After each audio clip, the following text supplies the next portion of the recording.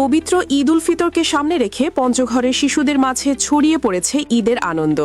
মঙ্গলবার 17 মার্চ পঞ্চগড় শহরের তুলারডাঙ্গা সংলগ্ন করতোয়া শিশু পার্কে দিনব্যাপী এক ব্যতিক্রমী মেহেদিরাঙ্গা উৎসব ও ঈদ সেলামি বিতরণ অনুষ্ঠিত হয়েছে।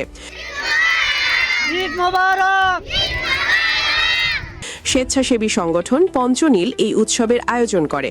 দিনভর চলা এই উৎসবে শতাধিক শিশুর হাত রঙিন মেহেদির আলপনায় রাঙিয়ে দেন সংগঠনের সদস্যরা।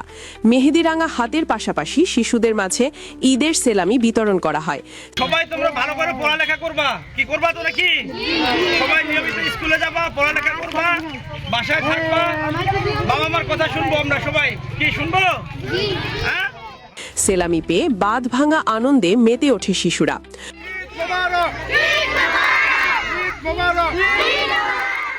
পঞ্চগড় পৌরসভার সম্ভাব্য মেয়র প্রার্থী মোহাম্মদ হায়াতুন আলমের সার্বিক সহযোগিতায় অনুষ্ঠানে তিনি নিজে উপস্থিত থেকে শিশুদের হাতে সেলামি তুলে দেন।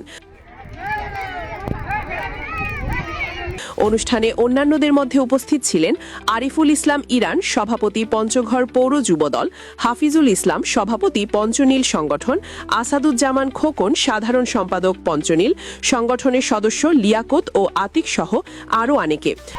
এই যে আমিও পাইছি তোমাদের সাথে 10 টাকা 20 টাকা পাইছি। আয়োজকরা জানান, শিশুদের ঈদের আনন্দকে আরও রাঙিয়ে তুলতেই তাদের এই ক্ষুদ্র প্রয়াস। ঈদ মোবারক। এই ছিল পঞ্চগড় থেকে আমাদের আজকের প্রতিবেদন।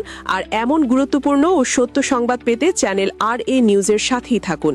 ধন্যবাদ।